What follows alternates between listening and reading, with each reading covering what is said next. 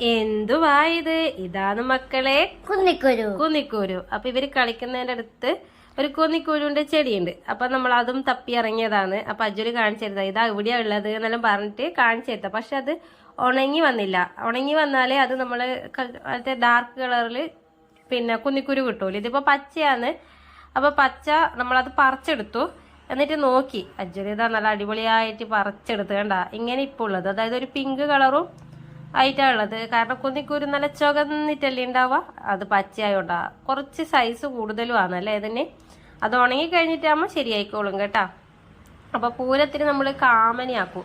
അപ്പൊ കാമന് കണ്ണു വെക്കുന്ന ഈ സംഭവത്തിനെ കൊണ്ട്, ഈ കുന്നിക്കൂരുവിനെ കൊണ്ടാണ് കേട്ടാ പിന്നെ അതാ. ഇനി നമുക്ക് ഇതിൽ ഉണങ്ങിയ സംഭവം ഞാൻ പിന്നെ കണ്ടുപിടിച്ചിട്ടുണ്ട്. അപ്പൊ നമുക്ക് ആടത്തേക്ക് പോവാം അല്ലെ.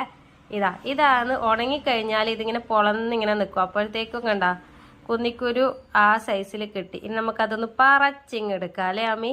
ഒരു പാട്ടുണ്ടല്ലോ, കുന്നി